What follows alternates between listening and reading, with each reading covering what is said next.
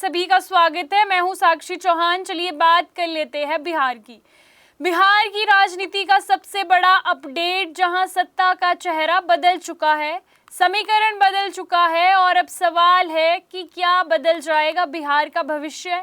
सम्राट चौधरी ने मुख्यमंत्री पद की शपथ ले ली है। 15 अप्रैल 2026 को बिहार के इतिहास का एक नया अध्याय माना जा रहा है। सम्राट चौधरी ने मुख्यमंत्री पद की शपथ ली और इसी के साथ वे बिहार के 24वें मुख्यमंत्री बने। सबसे खास बात रही, पहली बार ऐसा हुआ कि बिहार में भारतीय जनता पार्टी यानी कि बीजेपी का कोई नेता मुख्यमंत्री बना। इससे पहले बीजेपी हमेशा गठबंधन में जूनियर पार्टनर की भूमिका निभाती थी, लेकिन अब उसने सीधी सत्ता की कमान संभाल ली है।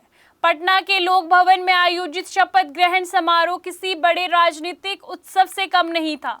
मंच पर बड़े बड़े नेता मौजूद रहे, भारी सुरक्षा व्यवस्था और हजारों समर्थकों की भीड़। हर तरफ सम्राट चौधरी जिंदाबाद के नारे लग रहे थे। जब सम्राट चौधरी ने शपथ ली तो पूरा माहौल तालियों और नारों से गूंज उठा।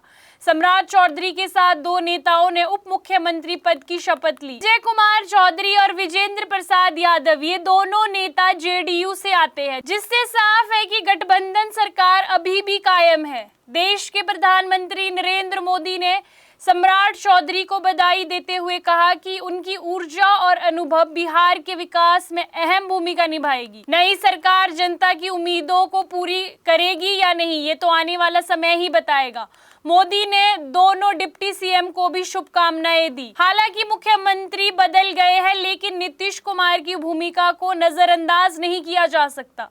विशेषज्ञ मानते हैं कि नीतीश कुमार का अनुभव सरकार को दिशा देगा। नई नीतियां जैसे पहले चल रही थी वैसे लागू होती रहेगी। गठबंधन में उनकी पकड़ अभी भी मजबूत है। सम्राट चौधरी के पिता शकुनी चौधरी ने भावुक होकर कहा कि ये सब भगवान की कृपा से ही हुआ है। अमित शाह, नरेंद्र मोदी और नीतीश कुमार के सहयोग से ये सब संभव हुआ है। ये बयान साफ दिखाता है कि इस राजनीति बदलाव के पीछे कई बड़े नेताओं की भूमिका रही है।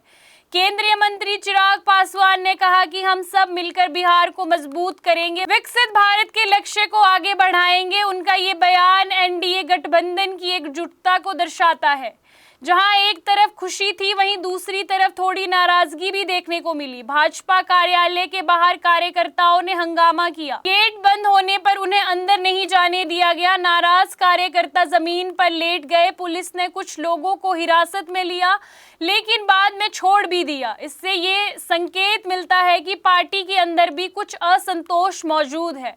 इस पूरे घटनाक्रम के पीछे कई बड़े राजनीतिक मायने इसके माने जा रहे हैं। बीजेपी का बढ़ता दबदबा। अब भाजपा ने साफ कर दिया है कि वे बिहार के मुख्य शक्ति बनना चाहती है।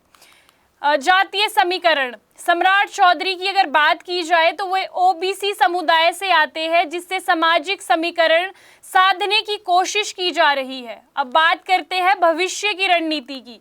ये कदम आने वाले लोकसभा और राज्यसभा चुनाव की तैयारी माना जा रहा है।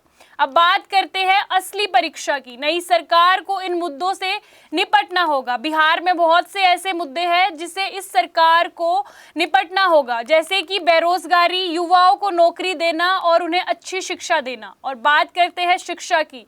सरकारी स्कूलों और कॉलेजों की स्थिति सुधारनी होगी और सरकार के लिए सबसे बड़ी चुनौती है। और बात करते हैं स्वास्थ्य की।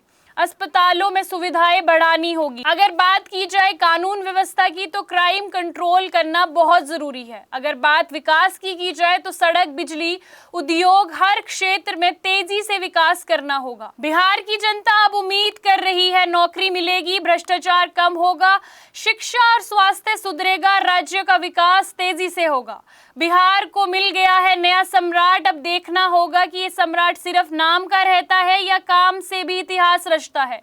क्या बदलेगा बिहार का भविष्य? क्या पूरी होगी जनता की उम्मीदें, या फिर सियासत में फिर आएगा कोई नया ट्विस्ट? क्योंकि ये बिहार की राजनीति है, यहाँ कभी भी कुछ भी हो सकता है। सम्राट चौधरी का मुख्यमंत्री बनना एक बदलाव नहीं बल्कि बड़ा राजनीतिक संदेश माना जा रहा है।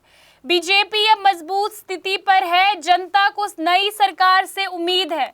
अब सबसे बड़ा सवाल ये है कि क्या नई सरकार बदलाव को जमीन पर उतार पाएगी या नहीं। सपनों का घर देख रहे हो तो सही वीडियो पे आए हो। जी हाँ, अगर आप एक प्राइम लोकेशन पे अपने लिए घर देख रहे हो तो जेनेसिस हाइट और स्क्वायर आपके लिए एक लग्जरियस प्रॉपर्टी लेके आया है। इसमें आपको लग्जरियस फ्लैट, पेंटा हाउस, क्लब हाउस की सुविधाएं देखने को मिलेगी और जो जल्द ही बनकर तैयार हो जाएगी। और इसके साथ ही अगर हम बात करें इसके ग्रीन एरिया की, जो 3 एकड़ में फैला हुआ होगा, इस ग्रीन एरिया में सबसे बड़ी बात यह है कि आप अपने बच्चों के साथ क्वालिटी टाइम स्पेंड कर सकते हो, साथ ही अपने बच्चों को नेचर के साथ भी कनेक्ट कर सकते हो। आपको बता दें कि day to day news Bharat निष्पक्ष तरीके से पत्रकारिता करता है।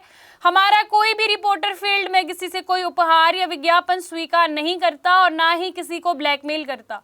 हम हमेशा दबे कुचले लोगों की आवाज बनते आए हैं और आगे भी बनेंगे। साथ ही हम लोकतंत्र के चौथे स्तंभ को मजबूत करने की कोशिश करेंगे।